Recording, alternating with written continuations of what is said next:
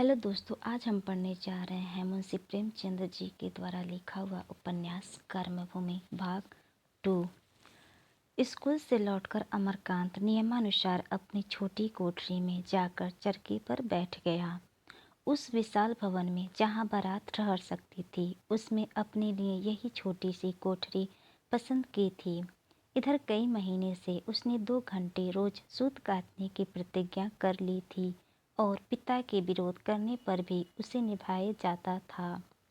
मकान था तो बहुत बड़ा, मगर निवासियों की रक्षा के लिए उतना उपयुक्त न था जितना धन की रक्षा के लिए। नीचे के तले में कई बड़े बड़े कमरे थे जो गोदाम के लिए बहुत अनुकूल थे।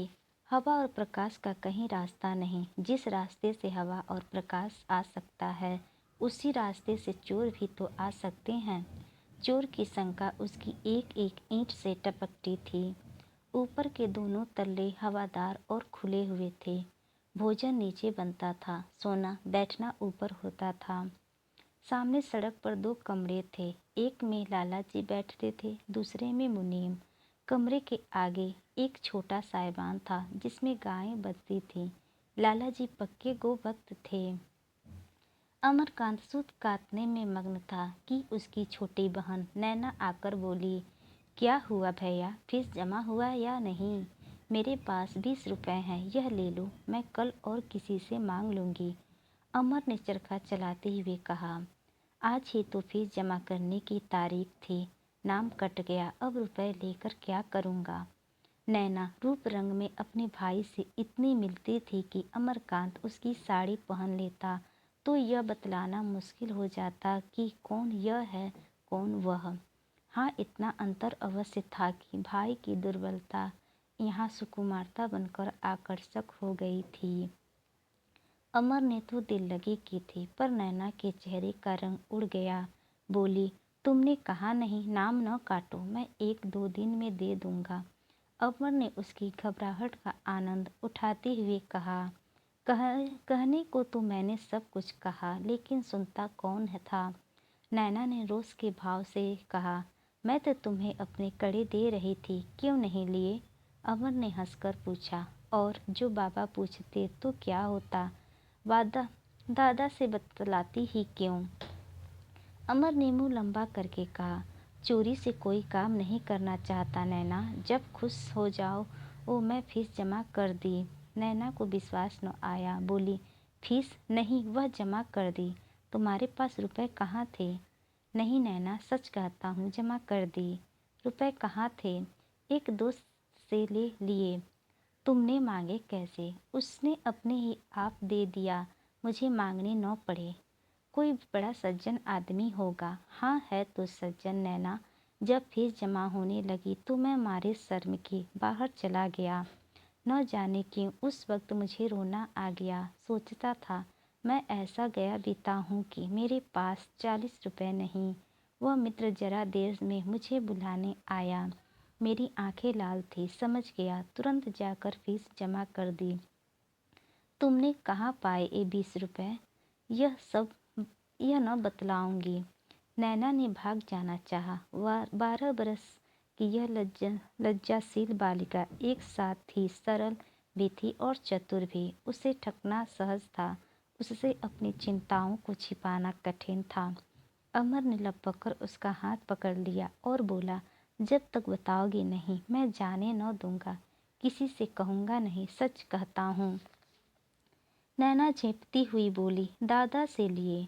अमरकांत ने बंदेली के साथ कहा, तुमने उनसे नाहक मांगे नैना। जब उन्होंने मुझे इतनी निर्दयता से दुत्कार दिया तो मैं नहीं चाहता कि उनसे एक पैसा भी मांगूं।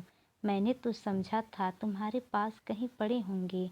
अगर मैं जानता कि तुम भी दादा से ही मांगोगी तो साफ कह देता, मुझे रुपए की ज़रूरत नहीं। दादा क्या बोले? नैना सजल नेत्र होकर बोली, बोले तो नहीं, यही कहते रहे कि करना धरना कुछ तो नहीं, रुपए रोज चाहिए, कभी फीस, कभी किताब, कभी चंदा।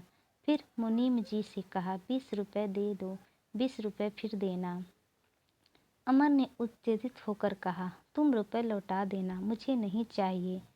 नैना सिसक सिसक कर रोने लगी। अमरकांत ने रुपए जमीन पर फेंक दिए थे और वह सारी कोठरी में बिखरे पड़े थे। दोनों में एक भी चुनने का नाम न लेता था।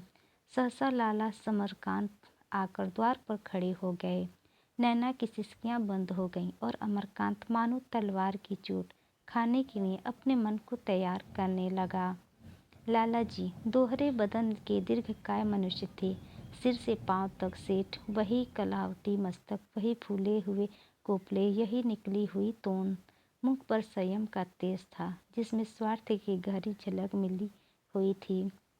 कठोर स्वर में बोले, चरखा चला रहा है, इतनी देर में कितना सूत काता होगा? 2-4 रुपए का।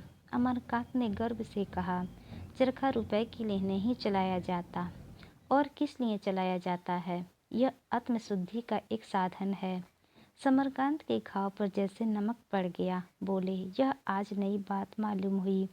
तब तो हमारे ऋषि होने में कोई संदेह नहीं रहा, मगर साधना के साथ कुछ घर गृहस्थी का काम भी देखना होता है। दिन भर स्कूल में रहो, वहाँ से लौटो तो चरखे पर बैठो, रात को तुम्हारी स्त्री पाठशाला खोले, संध्या समय जलसे हो तो घर का धंधा कौन करे? मैं बैल नहीं हूँ, तुम्ही लोगों के लिए इस जंजाल में फंसा हुआ हूँ। अपने ऊपर लाद न ले जाऊंगा। तुम्हें कुछ तो मेरी मदद करनी चाहिए। बड़े नीतिवान बनते हो, क्या यही नीति है कि बूढ़ा बाप मरा करे और जवान बेटा उसकी बात भी न पूछे? अमरकांत ने उद्दंडता से कहा, मैं तो आपसे बार बार कह चुका, आप मेरे लिए कुछ न करें। मुझे धन की जरूरत नहीं। आपकी भी वृद्धावस्था है, शांतित होकर भगवत भजन कीजिए। समरकांत तीखे शब्दों में बोले, धन न रहेगा लाला तो भीख मांगोगे, यूं चैन से बैठकर चरखा न चलाओगे। यह तो न होगा। मेरी कुछ मदद करो। पुरुषार्थहीन मनुष्यों की तरह कहने लगे, मुझे धन की जरूरत नहीं। कौन है जिसे धन की जरूरत नहीं? साधु सन्यासी तक तो पैसे पर प्राण देते हैं। धन बड़े पुरुषार्थ से मिलता है। जिसमें पुरुषार्थ नहीं वह क्या धन कमाएगा? बड़े बड़े तो धन की उपेक्षा कर ही नहीं सकते। तुम किस खेत की मूली हो? अमन ने उसी वितंडा भाव से कहा, संसार धन के लिए प्राण दे, मुझे धन की इच्छा नहीं। एक मंजूर भी धन और आत्मा की रक्षा करते हुए जीवन का निर्वाह कर सकता हूँ। कम से कम मैं अपने जीवन में इसकी परीक्षा करना चाहता हूँ। लाला जी को वाद विवाद का अवकाश न था। हार कर बोले, अच्छा बाबा, कर लो खूब। जी भर कर परीक्षा लेकर रोज रोज रुपए के लिए मेरा सर न खाया करो। मैं अपनी गाढ़ी कमाई तुम्हारे व्यसन के लिए नहीं लुटाना चाहता। लाला जी चले गए। नैना कहीं एकांत में जाकर खूब रोना चाहती थी पर हिल न सकती थी और अमरकांत ऐसा विरक्त हो गया था मानो जीवन उसे भार हो रहा है।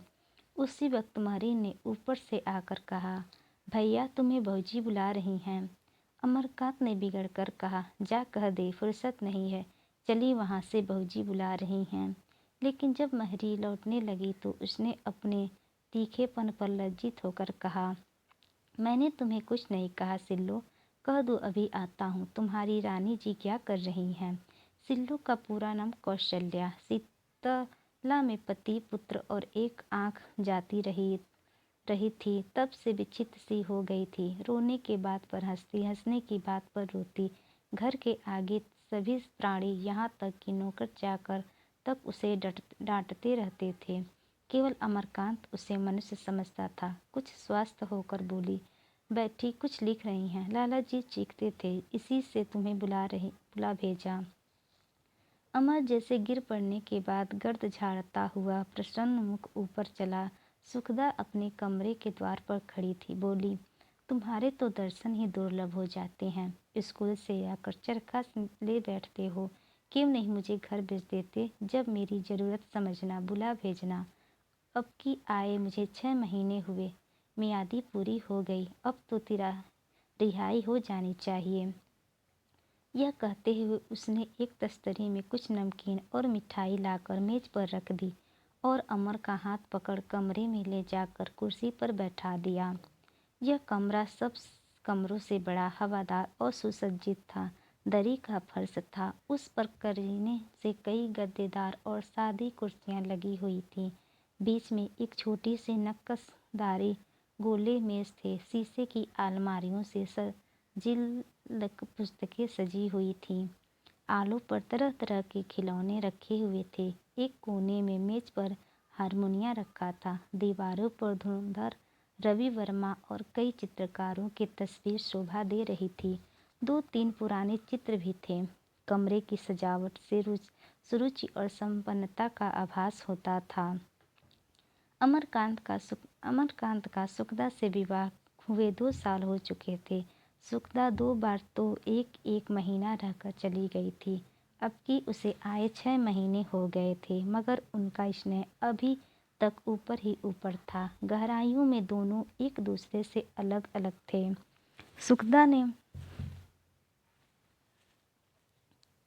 सुखदा ने कभी अभाव न जाना था, जीवन की कठिनाइयां न सही थी। वह जाने अमाने मार्ग को छोड़कर अनजान रास्ते पर पांव रखते डरती थी।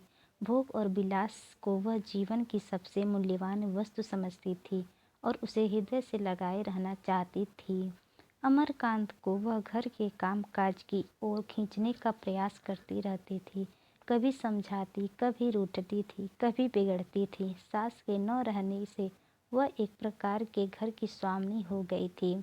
बाहर के स्वामी लाला समरकांत थे, पर भीतर का संचालन सुखदा के ही हाथों में था। किंतु अमरकांत उसकी बातों को हंसी में टाल देता, उस पर अपना प्रभाव डालने की कभी चेष्टा न करता। उसकी विलासप्रियता मानो खेतों में हवा की भांति उसे डराती रहती थी।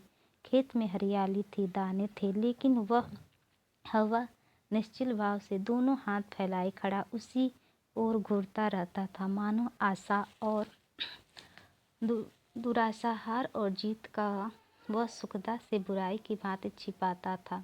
कभी कभी उसे घर लौटने में देर हो जाती तो सुखदा व्यंग करने से बाज न आती थी। हाँ, यहाँ कौन अपना बैठा है, बाहर के मजे घर में कहाँ। और यह तिरस्कार किसान के कड़े कड़े की भांति हवे के भय को और भी उत्तेजित कर देती थी। वह उसकी खुशामद करता, अपने सिद्धांतों की लंबी से लंबी रस्सी देता, पर सुखदा इसे उसकी दुर्बलता समझकर ठुकरा देती थी। वह पति की दया भाव से देखती थी, उसकी त्यागमय प्रवृत्ति का अनादर न करती थी, पर इसका तथ्य न समझ सकती थी। वह अगर सहानुभूति की भिक्षा मांगती, उसके सहयोग के लिए हाथ फैलाती, तो शायद वह उसकी उपेक्षा न करती। अपनी मुट्ठी बंद करके अपनी मिठाई आप खाकर वह उसे रुला देता। वह भी अपनी मुट्ठी बंद कर लेती थी और अपनी मिठाई आप खाती थी। दोनों आपस में हंसते बोलते थे, साहित्य और इतिहास की चर्चा करते थे, लेकिन जीवन के गूढ़ व्यापारों में पृथक थे। दूध और पानी का मेल नहीं, रेत और पानी का मेल था, जो एक क्षण के लिए मिलकर पृथक हो जाता था। अमर ने इस शिकायत की कोमलता या तो समझी नहीं या समझकर उसका रस न ले सका। लालाजी ने जो आघात किया था, अभी उसकी आत्मा उस वेदना में तड़प रही थी। बोला, मैं भी यही उचित समझता हूँ। अब मुझे पढ़ना छोड़कर जीविका की फिक्र करनी पड़ेगी। सुखदा ने झींक कर कहा, हाँ, ज़्यादा पढ़ लेने से सुनती हूँ आदमी पागल हो जाता है। अमर ने लड़ने के लिए यहाँ भी आस्तीन चढ़ा ली। तुम यह अपेक्षा व्यर्थ कर रही हो। पढ़ने से मैं जी नहीं चुराता, लेकिन इस दशा में पढ़ना नहीं हो सकता। आज स्कूल में मुझे जितना लज्जित होना पड़ा वह मैं ही जानता हूँ। अपनी आत्म की हत्या करके पढ़ने से भूखा रहना ही अच्छा है। सुखदा ने भी अपने शस्त्र संभाली, बोली, मैं तो समझती हूँ कि घड़ी दो घड़ी दुकान पर बैठकर भी आदमी बहुत कुछ पढ़ सकता है। चरखे और जलसों में जो समय देते हो वह दुकान पर दो तो कोई बुराई न होगी। फिर जब तुम किसी से कुछ कहोगे नहीं तो कोई तुम्हारे दिल की बातें कैसे समझ लेगा। मेरे पास इस वक्त भी 1000 रुपये से कम नहीं, वह मेरे रुपए हैं, मैं उन्हें उड़ा सकती हूँ। तुमने मुझसे चर्चा तक न की। मैं बुरी सही, तुम्हारी दुश्मन नहीं। आज लाला जी की बातें सुनकर मेरे रक्त खौल रहा था। 40 रुपये के लिए इतना हंगामा।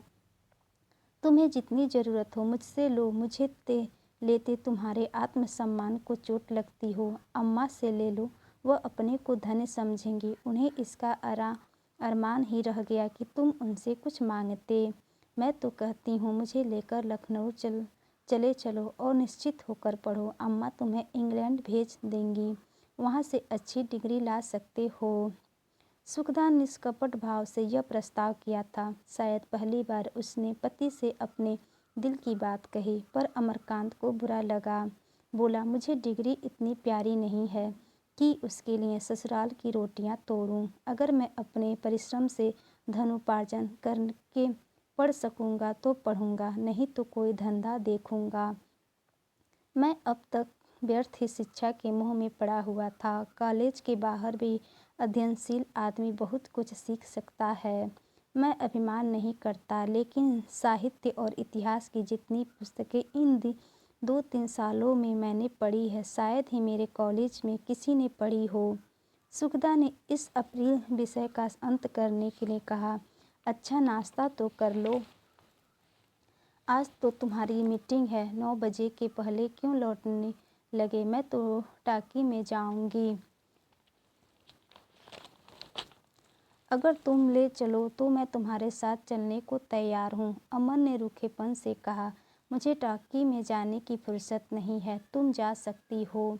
फिल्मों से भी बहुत कुछ लाभ उठाया जा सकता है, तो मैं तुम्हें मना तो नहीं करता। तुम क्यों नहीं चलते? जो आदमी कुछ उपार्जन न करता हो, उसे सिनेमा देखने का कोई अधिकार नहीं। उसे संपत्ति को अपना समझता हो जिसे मैंने अपने परिश्रम से कमाया है। कई मिनट तक दोनों गुम बैठे रहे। जब अमर जलपान करके उठा तो सुखदा ने सप्रेम आग्रह से कहा, कल से संध्या समय दुकान पर बैठा करो। कठिनाइयों पर विजय पाना पुरुषार्थ मनुष्यों का काम है। अवश्य, अगर कठिनाइयों की सृष्टि करना, अनायास पाँव में कांटे चुभाना कोई बुद्धिमानी नहीं है।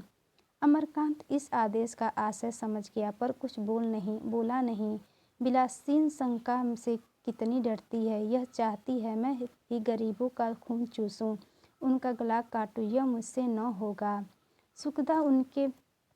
सुखदा उसके दृष्टिकोण का समर्थन करके कदाचित उसे चित कर सकती थी। उधर से हटा की चेष्टा करके वह उसके संकल्प को और भी दृढ़ कर सकती थी। अमरकांत उससे सहानुभूति करने अपने अनुकूल बना सकता था, पर शुष्क त्याग का रूप दिखाकर उसे भयभीत कर रहा था।